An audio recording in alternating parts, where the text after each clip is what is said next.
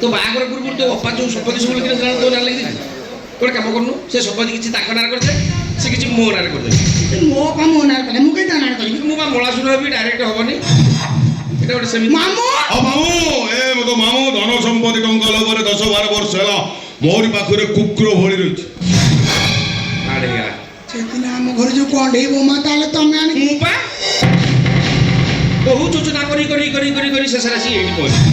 ଏ ମା ତୋ ପିଲା ପାଇଁ ତୁ ତୋର ମାନେ ସମ୍ପତ୍ତି ରଖ, ମୁଁ ମନା କରୁନି। ଆଉ କିଛି ତାଙ୍କ ନାଁରେ କର, ସେ କିଛି ମୋ ନାଁରେ କରିବେ। ମୁଁ ବହୁ ଆଶା ତମରି ପାଇଁ ମୋ ଅପାକୁ ଭୁଲ ବୁଝିଛି। ତାକୁ ମାଡ଼ ମାରୁଛୁ ଘରୁ ବାହାର କରିଦେଇଛି। ନାଇଁ ବୁଝିଲି ମୋ ଅପା ଗୋଟେ ଧରି ଆଉ ଯିବୁ ଆଗେ ଗୋଟେ ଶୀଘ୍ର ଚାଷ ଦସ୍ତଖତ କରିଦେଇ ଯାଉନା। କରିବିନି ବେ। ଏ ଦେଖିଲେ ବେ ସଂସ୍କାରୀ ଘର କିଏ ମା ସଂସ୍କାରୀ ଘର ଏଇରେ ଧନ ଆସିଗଲା। ସୁବର୍ଣ୍ଣ ସୁଯୋଗ ସୁନା ଥିଲା ଧନ ଆଇଲା। ଅର୍ଷିତା ତୁ ମୁଁ ନା ଆଉ କିଏ ବାବୁ ତ ମୋର କିଛି ଦୋଷ ନାହିଁ। ସେଦିନ ଯୋଉ ମାଡ଼ ମାରିଥିଲି ଘରୁ ବାହାର କରିଦେଲି। ବାପୁର ମାନେ ଘର ଭଙ୍ଗେ ଚନ୍ଦା ଟ୍ରାକ୍ଟର ମାମା ମାଡ଼ ମାରିଥିଲି।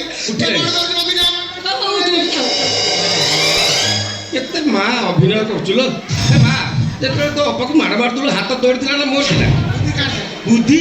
ତମରି ବୁଝେ ସିଏ ଶୁଣିବନି ବାଣ୍ଡ ବାଣ୍ଡ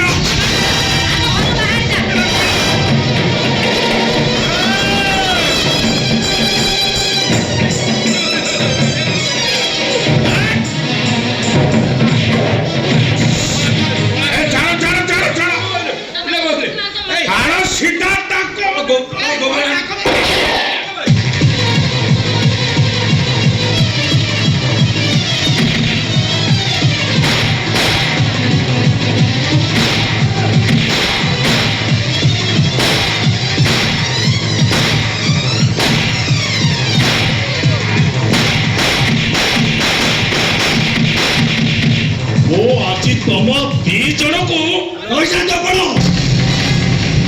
ଆଇନକୁ ହାତ ଉଠାକୁ ନିଅନ୍ତୁ ନେ। ଆଇନ ସେମାନଙ୍କୁ ଦଣ୍ଡ ଦବ। ଭଲ হবে।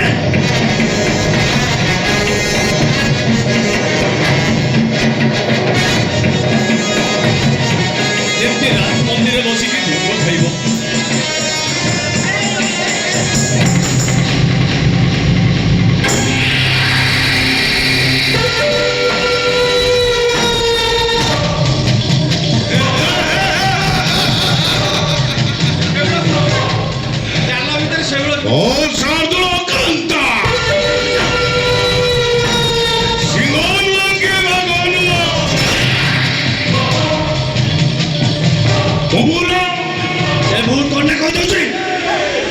জঙ্গল